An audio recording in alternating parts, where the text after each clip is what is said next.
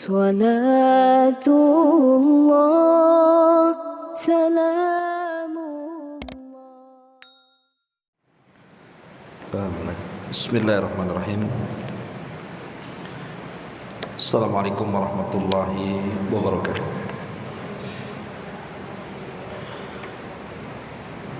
Alhamdulillah wassalatu wassalamu ala Rasulillah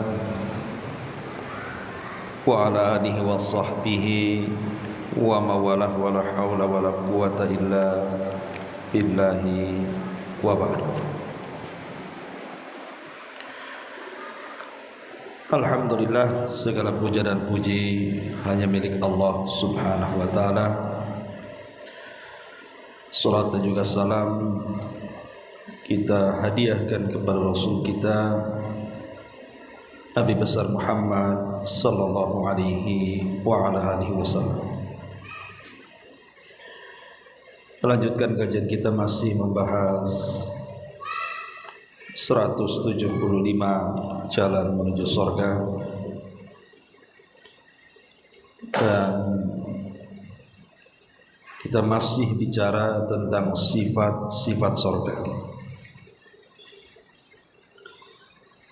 Kita masuk pada halaman ke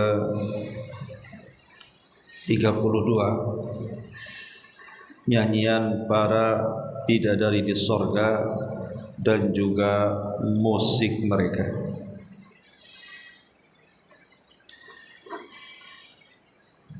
Nabi sallallahu alaihi wasallam bersabda di sini, "Inna azwaja ahlil jannati la yaghnina azwajahunna bi ahsani aswatin ma sami'aha ahadun qat. Inna mimma yaghnina bihi nahnul khairatul hisan azwaju qaumi kiramin yangdurna bi qurrati a'yanin wa inna mimma yughnina bihi nahnul khalidat fala yamutnahu nahnul aminat fala yakhafnahu nahnul muqimat fala yadha'nahu." Sesungguhnya istri-istri para penduduk surga, mereka akan bernyanyi untuk pasangan-pasangan mereka dengan suara yang sangat merdu yang tidak pernah didengar oleh siapapun di dunia ini. Sesungguhnya di antara bait-bait syair yang mereka senandungkan adalah, kami wanita-wanita yang cantik jelita, kami istri-istri kaum yang mulia, yang melihat dengan bola mata-mata yang indah. Dan juga di antara bait syair mereka juga adalah, kami adalah wanita-wanita yang kekal abadi dan tidak akan pernah mati. Kami adalah wanita-wanita yang merasa aman, yang tidak akan merasa takut. Kami adalah wanita-wanita yang senantiasa menetap, yang tidak akan berpindah tempat. Kemudian hadis kedua, an Abi Hurairah radhiyallahu anhu qala, "Inna fil jannati nahran tulal jannati hafatahu al-adhari qiyamun mutaqabilatun yaghnina bi ahsani aswatin yasma'uhal khalaik hatta ma yarawna anna fil jannati ladzatun mithluha." Qultu ya Aba Hurairah, wa ma dzakal ghina? Qala insyaallahu at-tasbiha wat tahmida wat taqdisa wa thana ala rabbi azza wa jalla. Dari Abu Hurairah radhiyallahu an, secara mauquf artinya sampai kepada beliau, dia berkata, sesungguhnya di dalam sorga itu ada sebuah sungai panjang. Kedua tepinya adalah gadis-gadis belia yang berdiri saling berhadap-hadapan. Mereka bernyanyi dengan suara yang sangat merdu yang didengar oleh seluruh makhluk, sehingga mereka tidak mengira bahwa di sorga ada kenikmatan yang sama dengannya. Kami bertanya, wahai Abu Hurairah, apakah nyanyian penduduk sorga itu? Maka Abu Hurairah menjawab, insyaallah nyanyian itu adalah tasbih, ucapan subhanallah, tahmid, ucapan alhamdulillah, takdis, pembersihan kepada Allah subhanahu wa ta'ala, dan pujian-pujian kepada Rabb azza wa jalla. Baik. Ma'asyiral muslimat yang dimuliakan Allah subhanahu wa ta'ala, pada minggu-minggu yang lalu kita sudah menjelaskan tentang bidadari sorga. Bidadari sorga itu memiliki banyak sifat. Di antaranya adalah mereka diciptakan dan belum ada sebelumnya.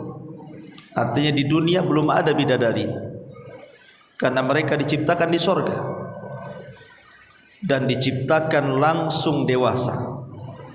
Tidak ada proses seperti kita dalam janin, kemudian keluar, anak-anak dan remaja, dewasa, tua, tidak ada. Bidadari diciptakan langsung dewasa. Inna ansha'nahunna insya'an. Kami ciptakan mereka langsung besar. Dan para bidadari itu akan menjadi suami-suami bagi para penduduk sorga. Mereka menjadi istri-istri bagi para suami penduduk sorga. Dan mereka juga wanita-wanita suci yang Allah subhanahu wa ta'ala sebutkan dalam surah An-Nisa ayat 57. Lahum fiha azwajum mutahhar. Mereka adalah wanita-wanita suci. Maksudnya suci tidak haid, tidak kencing, tidak nifas, tidak meludah, tidak mengeluarkan dahak, dan tidak ada kotoran-kotoran yang ada di badan seperti daki dan yang semacamnya. Itu secara fisik. Dan suci secara akhlak. Kemudian juga yang ketiga, mereka adalah hurun in. Kenapa disebut hur itu? Bidadari itu disebut hurun in. Ada yang mengatakan hur itu artinya karena saking putihnya. Jadi saking putihnya badan bidadari itu disebut hur. Dan juga saking hitamnya bola matanya, maka juga disebut hur. Kemudian juga yang nomor 4, si'atu a'yuni. Mereka memiliki mata-mata yang besar, menunjukkan kejelitaan mata mereka. Kemudian yang kelima, mereka abkar. Mereka adalah wanita-wanita yang perawan, senantiasa perawan. Dan mereka juga memiliki bodi yang sangat indah, karena Allah mengatakan dalam Al-Quran, wa kawa'iba atraba. Kawa'iba atrabatnya bodinya yang sangat indah. Kemudian yang nomor 7, innahum kalyakutu wal marjan. Mereka seperti laksana perhiasan-perhiasan mutiara-mutiara, saking indahnya. Dan mereka juga hisan. Hisan itu maksudnya sempurna bentuknya, tidak ada cacat sedikit pun. Dan mereka maksuratun fil khiyam. Mereka senantiasa terjaga dari pandangan dan berada di tenda-tenda atau di istana-istana yang disediakan Allah Subhanahu wa taala. Dan mereka juga muti'atun li azwajihin, wanita-wanita yang taat kepada pasangannya, qasiratul litarfi, pandangannya tidak liar, dan mereka khairatul akhlak, sebagaimana Allah mengatakan fihinna khairatul hisan, memiliki gabungan antara keindahan fisik dan keindahan akhlak. Itulah secara ringkas sifat bidadari. Nah, di sini mu'alif rahimahullahu taala, hafizahullahu taala, ingin menyebutkan bahwa para bidadari itu kelak akan bernyanyi. Untuk siapa? Ya untuk pasangannya. Dan suara mereka sangat indah sampai Rasul mengatakan bi ahsani aswatin ma sami'aha ahadun qad, dengan suara yang belum pernah didengar siapapun. Kalau ibu yang hobi musik, ya kan, yang hobi musik mungkin dulu zaman belum hijrah, atau sekarang masih hobi juga, enggak lah ya. Jadi kalau ibu umpamanya gandrung dengan salah satu artis favorit,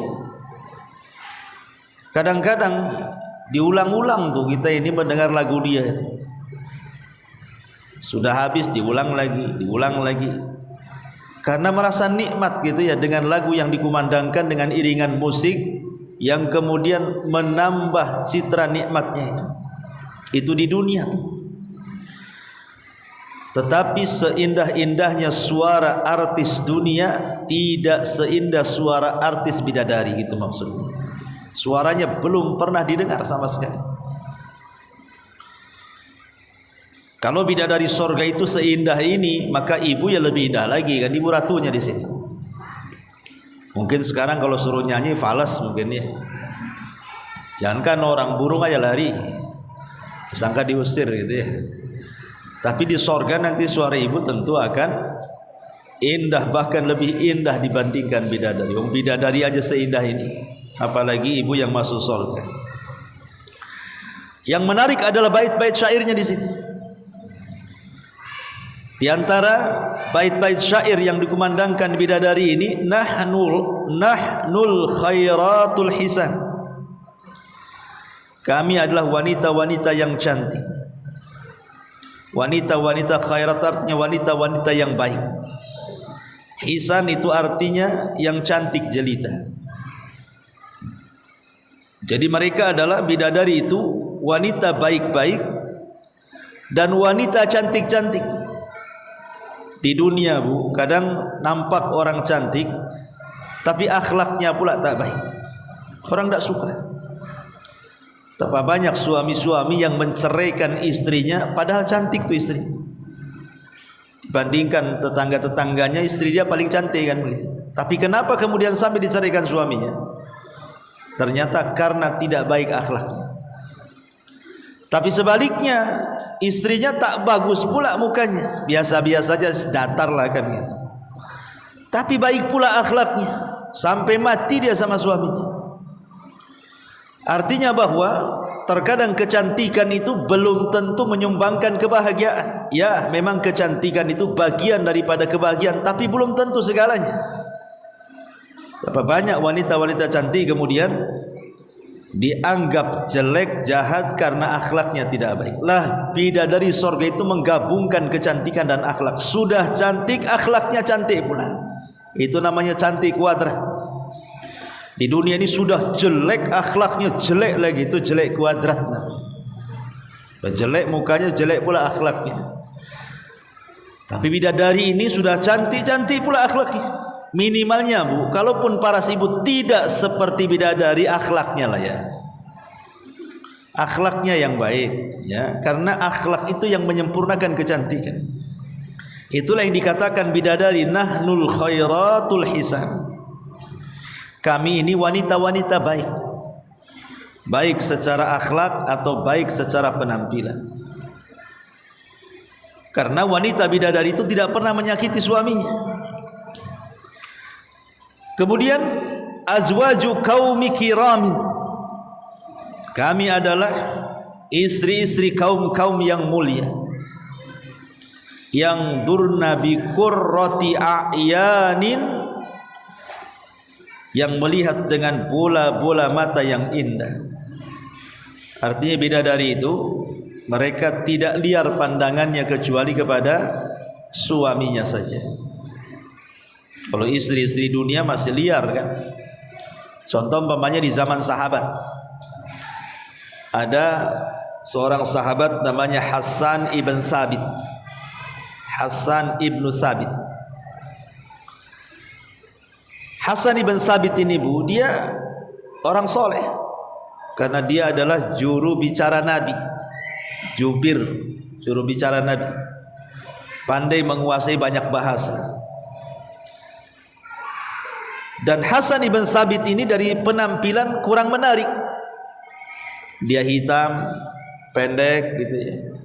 Pokoknya pas-pasan lah, tidak ganteng. Tapi Allah Subhanahu wa ta'ala takdirkan istrinya pula cantik pula. Wanita paling cantik dari wanita-wanita Ansor. Enggak tahu juga sih, katanya kalau orang jelek dapat istri yang cantik pula. Kalau suaminya ganteng, istrinya pula tak cantik. Jadi istrinya ini kalau tengok suaminya jalan sama kawan-kawannya bu, sama kawan-kawannya, kok jelek sendiri suaminya. Jadi kalau dia nengok suaminya jalan sama kawan-kawannya, jadi ditengok-tengok, kok suami saya yang paling hitam sendiri, yang paling jelek sendiri kalau jalan sama kawan-kawannya. Dari situlah dia akhirnya cemburu. Lambat laun hilang pula cinta kepada suaminya. Terbayang pula kalau suaminya itu adalah orang lain. Dan itu bahaya kalau sudah punya pemikiran seperti ini. Kalau sudah membanding-bandingkan suami dengan orang, ini bahaya. Akhirnya kemudian istri Thabit ini, Hasan ibn Thabit, datang kepada Rasulullah. Kemudian dia mengatakan, ya Rasulullah, saya tidak mencela agama suami saya, tetapi saya sudah tidak punya cinta lagi dengan suami saya. Karena tadi suka banding-bandingkan sih, makanya akhirnya kok jelek sekali suaminya. Kata Nabi SAW, tunggu dulu sampai ku panggil suamimu. Panggillah suaminya. Kemudian dikatakan, nih istrimu datang kepadaku, dia ingin menggugat cerai hulu. Kata suaminya tidak mau. Tapi kemudian istrinya mendesak. Maka Nabi SAW, kalau begitu, sudikah engkau mengembalikan maharnya? Maharnya berupa kebun hektaran tuh. Sudi enggak kau mengembalikan maharnya? Maka wanita ini mengatakan, sudi, saya siap mengembalikan maharnya agar aku bisa pisah dengan suamiku. Thabit itu. Akhirnya betul-betul terjadi perceraian. Selang beberapa waktu, rupanya mantan istrinya nikah lagi sesuai dengan kriteria laki-laki yang diinginkannya. Tinggi, ganteng, putih, maco, macam-macam lah pokoknya. Tapi masalahnya belakangan menyesal.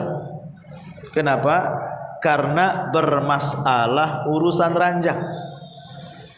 Jadi suami barunya tidak bisa memuaskan dia. Lain pula dengan Thabit. Dari situ dia menyesal, ingin kembali kepada Thabit, tapi nasi sudah jadi bubur. Sudah tak mau Thabit. Ya. Tapi lihat di sini, bagaimana di zaman sahabat aja ada kan wanita-wanita yang memandang orang lain dan tidak memandang pada suaminya, apalagi di zaman sekarang. Kalau di zaman dulu kalau mandang suami orang ya harus dipandang orangnya kan. Kalau sekarang tengok handphone saja lah artis-artis Korea tuh. Kok suami saya hitam, kok artis Korea putih gitu. Kena pula drakor kan itu. Menghayal akhirnya, beli cat putih bu di toko bangunan banyak. Cat aja suaminya tuh kalau ingin putih. Jadi di sini lihat wanita-wanita bidadari ini memberikan contoh kepada wanita-wanita. Kami adalah wanita-wanita baik lagi cantik jelita. Kami adalah istri-istri kaum yang mulia. yang melihat dengan bola mata yang indah untuk suaminya. Kemudian juga di antara bait-bait nyanyiannya adalah nahnul khalidatu fala yamutna.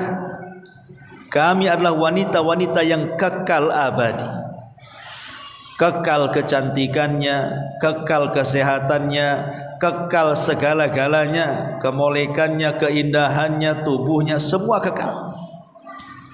Tidak ada yang berubah. Bahkan semakin hari justru semakin indah, semakin hari semakin indah. Dan ini perbedaan wanita dunia dengan wanita sorga. Mungkin ibu di usia 25 tahun gak perlu ngaca aja udah cantik. Nah, sekarang udah 50-60 tahun, kaca aja mau dipecahkan. Buat cantik-cantik aku, dia gak mikir dia udah tua kan gitu ya. Jadi tapi tenang, gak apa-apa. Di dunia ada batas waktunya, ada waktunya cantik, ada waktunya tidak cantik. Tapi kalau takdirkan ibu masuk surga, maka nyanyian ibu nahnul khalidatu fala yamutna. Ibu akan kekal, ibu tidak akan mati di surga. Nahnul aminat fala yakhafna. Kami wanita-wanita yang memberikan rasa aman. Di dunia banyak suami yang was-was gara-gara ibu. Tengok ibu udah was-was tuh. Apalagi udah nyenggol-nyenggol, bang, kapan ke mall, udah was-was. Nengok dapat ada enggak. Dibuat was-was suami-suami di dunia ini. Ya. Ini belum kebeli, bang, was-was lagi. Akhirnya malas mau balik kan gitu. Kalaupun ngomong tuh kemana-mana, jangan cerita dompet. Intinya bahwa bagaimana wanita-wanita sorga ini membuat rasa aman, yang tidak akan memberikan rasa takut kepada pasangan. Dan ini harus ditiru. Jangan selalu memberikan was-was kepada suami.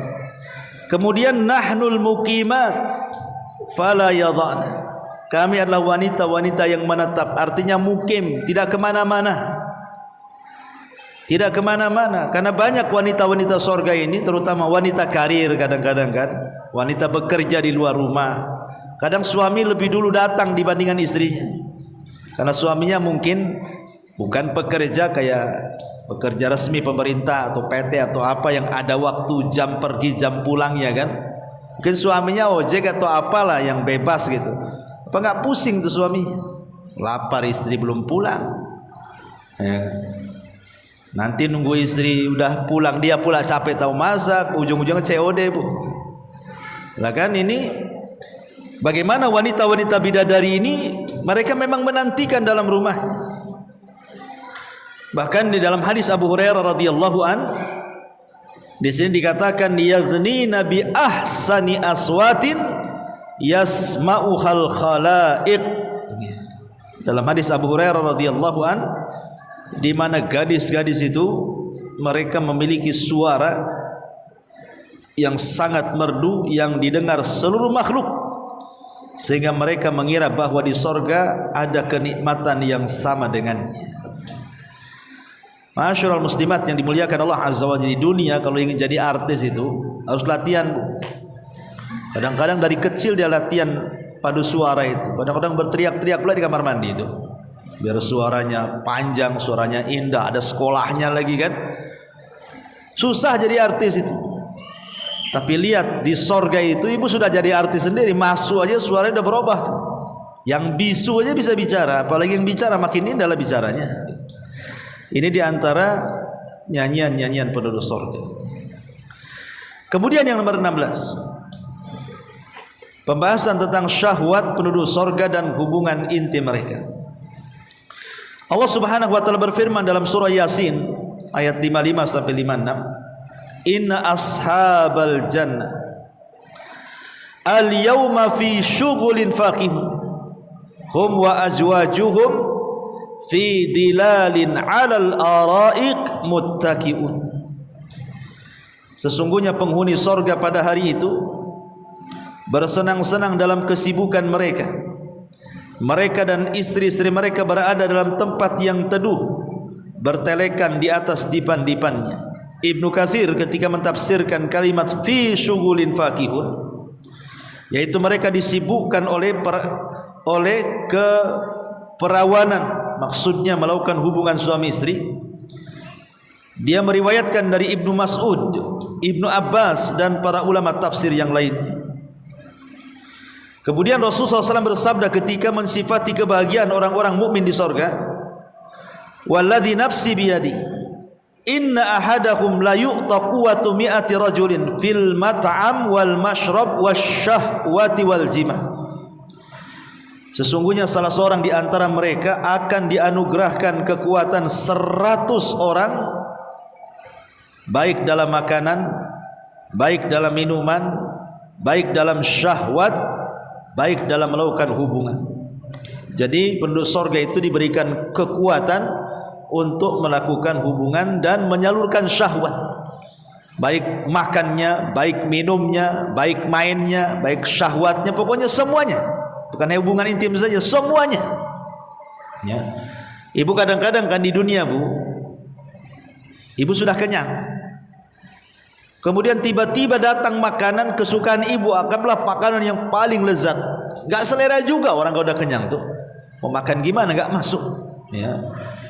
Ibu sudah hilang hausnya karena banyak minum, dikasih disuguhkan minuman seenak lezat apapun gak akan diminum.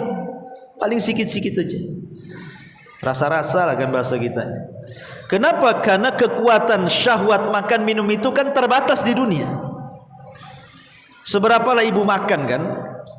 Paling satu piring muncung itu udah hebat lah gitu ya.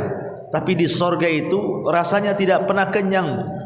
Makan aja nggak pernah berhenti, minum aja nggak pernah berhenti. Tapi tidak buang hajat, tuh hebatnya tuh. Tidak buang hajat, baik hajat besar ataupun hajat kecil. Cara membuangnya hanya lewat sendawa dan keringat saja. Jadi sendawa itulah mengeluarkan buang hajatnya, atau keringatnya itu yang membuang hajatnya. Itu pun tidak bau, karena sendawa dan keringatnya itu seperti bau minyak misik. Termasuk juga hubungan syahwat suami istri. Suami istri, tentu ini yang nomor 16 ini, kenikmatan ini lebih khusus bagi laki-laki. Karena kalau laki-laki cerita perempuan, Bu, biasanya ramai. Kalau ibu masuk di grup ikhwan cerita poligami, Bu, bodorat-dorat, ada komentarnya. Gak berhenti, Bu, dari pagi sampai sore itu ceritanya. Kalau cerita poligami kan, Bu. Tapi kalau di grup ibu, mungkin saya masuk ke grup ibu, mungkin isinya gambar tas, gambar baju, ya kan, gelang-gelang, semua itu promosinya di situ. Dan memang beda kesenangannya kan, Bu. Kalau laki-laki memang perempuan, kalau perempuan ya memang kesenangannya lain. Makanya kemudian diimbangkan dalam Quran kan. Kadang-kadang Allah cerita tentang emas, kadang Allah cerita tentang pakaian, kadang Allah cerita tentang perhiasan kan gitu. Itu kesukaan perempuan ada sendiri, laki-laki juga ada sendiri kesukaannya. Makanya kemudian cerita soal bidadari. Ya, soal bidadari, karena ini lebih kepada kesenangan kaum laki-laki. Dan di sini juga menjadi pelajaran bagi ibu-ibu, ya, agar menjaga hubungan suami istri itu lebih masalah kehubungan intim dibandingkan yang lainnya. Sebab kalau makan suami bisa beli, minum suami bisa beli, pakaian suami bisa beli, rumah suami bisa beli, apapun bisa beli kecuali hubungan intim. Kalau beli berzinah jadi jatuhnya. Ya, makanya yang diperhatikan masalah itu. Kalau yang lain suami bisa beli di luar, tapi khusus masalah hubungan intim tidak bisa dibeli. Sebab kalau beli berarti dia melakukan dosa besar, jatuh kepada zina. Kenapa kemudian persoalan ini sangat penting? Karena lihat, sampai-sampai di sorga sendiri diceritakan tentang kenikmatan para laki-laki. Bahkan mereka diberikan kekuatan 100 orang untuk melakukan hubungan. Baik, kemudian yang nomor 17, sifat kuda-kuda penduduk sorga dan tunggangan-tunggangan mereka. An Sulaiman ibn Buraidah an abihi anna rajulan sa'ala an-nabiy sallallahu alaihi wasallam, ya Rasulullah, hal fil jannati min khailin? Qala inna allaha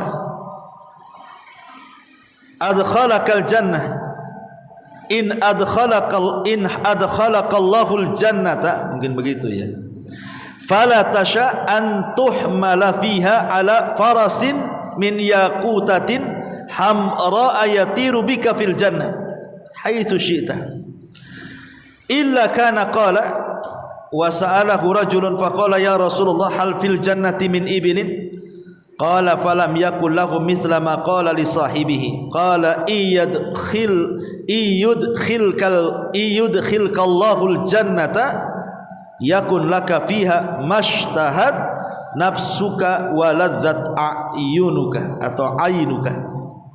Taib. Dari Sulaiman bin Buraidah dari ayahnya bahwasanya ada seorang laki-laki bertanya kepada Nabi sallallahu alaihi wasallam seraya berkata, "Wahai Rasul, apakah di sorga itu ada kuda?" Maka Rasul SAW menjawab, apabila Allah memasukkan kamu ke dalam sorga, maka tidaklah kamu ingin menunggangi seekor kuda yang tercipta dari permata merah yang terbang membawamu dalam sorga kemanapun kamu suka, melainkan itu pasti akan terjadi. Artinya ada binatang-binatang tunggangan seperti kuda. Buraidah berkata, seorang laki-laki bertanya kepada Rasul seraya berkata, wahai Rasul, apakah di sorga itu ada unta juga? Buraidah berkata, beliau tidak menjawab seperti jawaban yang beliau berikan kepada temannya tadi, melainkan beliau bersabda, apabila Allah memasukkan kau ke dalam sorga, maka kamu akan memiliki segala apa yang jiwamu inginkan dan segala nikmat yang dilihat oleh matamu. Oke lah, ini kan kendaraan di zaman Nabi kan Bu ya. Kendaraan di zaman sekarang kan tidak ada naik kuda kecuali ya untuk wisata aja pakai dokar kan itu. Kalau ibu beli kuda untuk kendaraan ke pasar Bu, jadi selebriti Bu, dilihatin orang kan, ngapain orang ini pasar bawa kuda kan itu. Kan sekarang sudah beda kendaraannya, sekarang pakai mobil lah. Berarti kalau di sorga ibu menginginkan kendaraan mobil ya pasti dikabulkan. Sebutkan saja mereknya. Mau Corolla, Corolla itu mobil jadul Ustaz kan itu.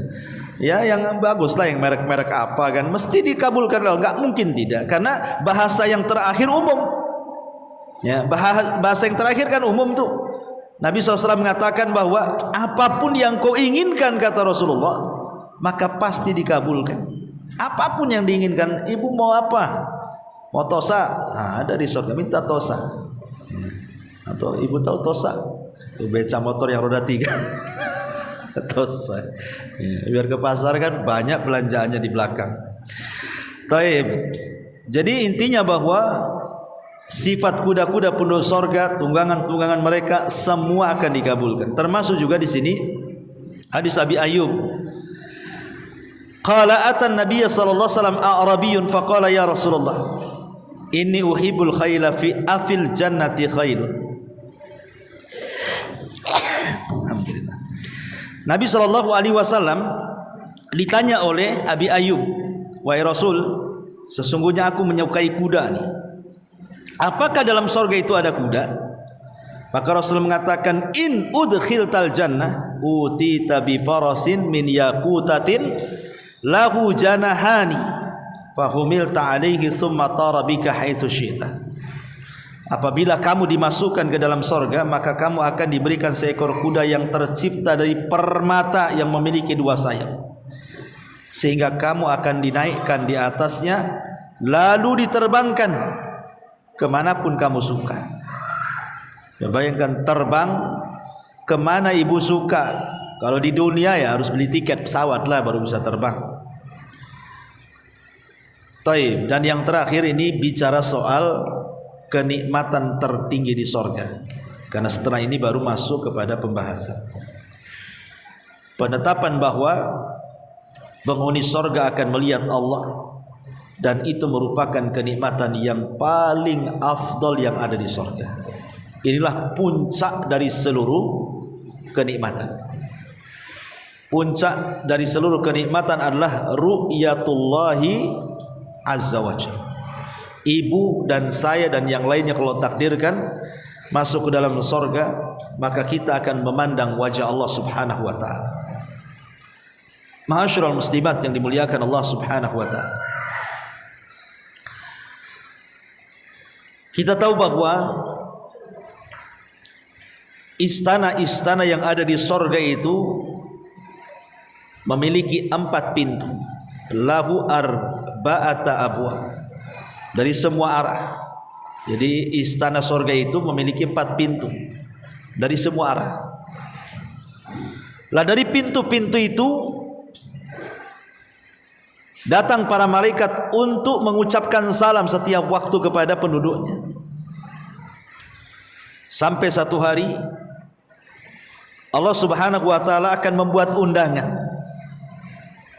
Bayangkan Allah mengundang. Ibu saja kalau diundang ke istana oleh presiden, oh bangga. Bisa-bisa undangannya ibu foto, di-share pula di grup ya. Saking bangganya kan. Itu baru presiden tuh yang undang.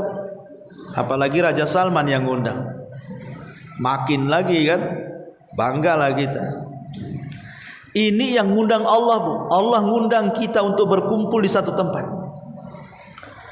Dan Allah subhanahu wa ta'ala sudah sediakan tempat itu. Kemudian disediakan kursi-kursi. Tentu ya kursi paling depan lah kursinya ulul azmi. Kemudian kursinya para nabi di belakangnya. Kemudian kursinya para siddiqin. Kursinya orang-orang para syuhada, orang-orang soleh. Nah, baru kalau kita pun seandainya hadir di majelis itu, yang ngamparlah di bawah. Tapi sak ngampar-ngamparnya di bawah ya debunya seperti misik dan tidak ada kecemburuan. Kenapa? Karena setiap orang masuk surga sudah dicabut perasaan cemburunya. Nggak ada bilang enak kali ada di kursi, nggak ada perasaan kayak gitu. Karena sudah hilang perasaan cemburunya. Seolah-olah sama aja kenikmatan yang ada di situ. Lah ketika itu Allah subhanahu wa ta'ala, ketika seluruh penghuni surga, baik di sorga yang paling tinggi ataupun sorga yang paling bawah, itu berkumpul di sebuah tanah lapang yang ada di sorga. Semua kumpul. Kemudian Allah subhanahu wa ta'ala akan datang di balik hijabnya dan akan mengatakan, aku memiliki janji kepada kalian dan aku akan penuhi janjiku untuk kalian.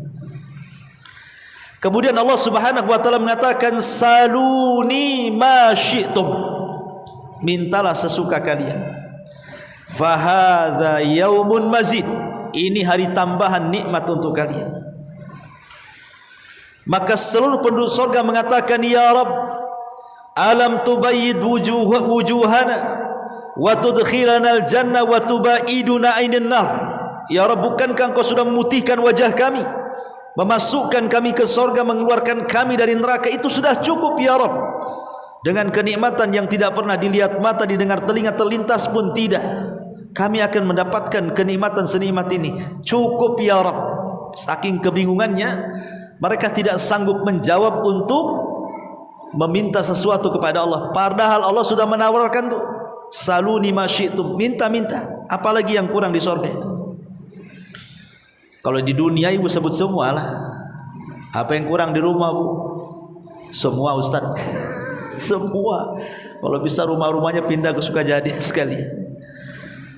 Jadi di surga itu kebingungan tuh, mau nikmat apa lagi, karena semua sudah lengkap. Akhirnya mereka saling lirik satu dengan yang lainnya. Tiba-tiba Nabi Adam berdiri.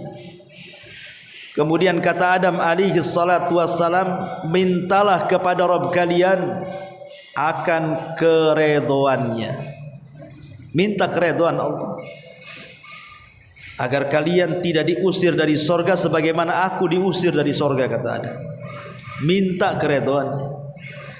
Maka mereka mengatakan, nas'aluka ridhaka ya Rabb, wahai Rabb, kami meminta keredhoanmu. Fala tasqat alaina abada, jangan kau murka sedikit pun kepada kami. Jadi Adam mengajarkan kepada kita agar minta keredhoan, karena Adam pernah dimurkai Allah dan dikeluarkan dari surga. Maka Adam menjadikan pelajaran tuh, dan mengajarkan anak cucunya minta keredhoan Allah, dan Allah kabulkan. Artinya Allah tidak akan pernah murka lagi ketika semua anak cucu Adam masuk surga. Tapi Allah itu karim, Allah itu maha dermawan. Terus saja mengatakan saluni ma syi'tum, minta lagi. Kira-kira apa yang kalian hajatkan, minta lagi. Akhirnya mereka saling melirik, berdirilah Nabi Musa alaihi salam dan mengatakan, mintalah kalian kepada Allah agar kalian bisa dan mampu melihat wajahnya. Karena aku di dunia, kata Nabi Musa, pernah meminta kepada Allah, tapi Allah katakan lantarani, engkau tidak bisa melihat. Inilah kesempatan, minta agar kalian memandang wajah Allah. Maka seluruh penduduk sorga sepakat, mereka meminta untuk memandang wajah Allah subhanahu wa ta'ala. Ketika kemudian mereka meminta memandang wajah Allah, dan Allah berada di balik tabir, dan tabirnya Allah itu ada yang mengatakan cahaya, ada yang mengatakan api, ada yang mengatakan nur, ada yang mengatakan nar. Tiba-tiba hijab itu kemudian dibuka, maka seluruh penduduk sorga mampu memandang wajah Allah. Kata Rasul, innakum satarawna rabbakum kama tarawna lailatal badri tamami la tudhammuna syai'an li ru'yati. Sungguh kalian akan melihat Rabb kalian seperti kalian melihat bulan purnama, tidak berdesak-desakan sedikit pun. Semua akan mampu memandang wajah Allah. Dan hebatnya lagi, Allah bukan hanya menampakkan zatnya sehingga seluruh penduduk sorga mampu dan melihat kondisi bagaimana bentuk wajah Allah subhanahu wa ta'ala, tapi Allah mengajak bicara satu persatu penduduk sorga. Jadi kalau ibu ditakdirkan masuk sorga, nanti akan diajak bicara langsung oleh Allah tanpa penerjemah, dan mengatakan, Allah berfirman, bukankah dulu aku tidak ada, bukankah dulu engkau tidak ada, aku yang menjadikan kau ada. Bukankah dulu engkau tidak mendapatkan rizki, aku yang melimpahkan rizki kepadamu. Bukankah engkau dulu tersesat, aku yang kasih hidayah kepadamu. Bukankah ini, itu, ini, dan begitu seterusnya. Siapa yang tidak tertarik akan nikmat yang besar? Pertama, memandang wajah Allah. Yang kedua, mendengar suara yang selama ini kita tidak pernah tahu siapa yang telah memberikan semua segala-galanya kepada kita, yang menghidupkan kita, memberikan rizki kepada kita, mematikan kita, memberikan segala kenikmatan. Tiba-tiba Allah subhanahu wa ta'ala memperlihatkan dirinya kepada kita. Bukan hanya memperlihatkan dirinya, ngajak bicara lagi, dan kita bisa mendengar suaranya. Makanya kata para ulama, tidak ada nikmat terbesar di sorga melebihi nikmat ru'yatullah, mampu memandang wajah Allah subhanahu wa ta'ala. Tetapi memandang wajah Allah, ada orang-orang yang setiap hari mereka memandang, ada yang tidak setiap hari, tergantung amalannya. Makanya kata Nabi SAW, kalau kita ingin terus-terus memandang wajah Allah, lakukan dua amalan. Pertama, berdoa, minta kepada Allah subhanahu wa ta'ala agar kita mampu memandang wajah Allah. As'aluka ladzatan nadhari ila wajhikal karim, aku meminta kepada Rabb atas kelezatan memandang wajahmu yang mulia. Minta kepada Allah agar kita bisa memandang wajah Allah. Yang kedua, jaga solat 5 waktu, terutama solat asar dan subuh. Jaga solat 5 waktu, terutama solat asar dan subuh, karena Rasul mengatakan dalam hadis Jabir Ibn Abdullah radhiyallahu anhu, saat para sahabat duduk-duduk seperti ini, datang Nabi. Kemudian Nabi SAW bertanya sambil ngobrol bersama para sahabat. Tiba-tiba pandangan Rasul tertuju kepada bulan yang ketika itu memang sedang penuh, tanggal 15 full, lagi memang purnama-purnamanya. Kata Nabi SAW, innakum satarawna rabbakum kama tarawna hadal qamar la tudhamuna fi ru'yatihi fa in istata'tum alla taghlibu ala salati qabla tulu'i syamsi wa qabla ghurubiha faf'alu, muttafaqun alaihi. Kalian akan memandang Rabb kalian dengan kedua mata kalian sebagaimana memandang bulan, dan kalian tidak akan berdesak-desakan di situ. Maka barang siapa yang ingin melihat wajah Allah, maka jangan pernah tinggalkan solat sebelum terbit matahari alias subuh dan sebelum terbenamnya alias asar. Ya, jadi kalau kita ingin banyak memandang wajah Allah Subhanahu wa taala, maka lakukan dua hal: banyak-banyak berdoa agar kita bisa memandang wajah Allah. Yang kedua, jaga solat 5 waktu, terutama solat asar. Ya.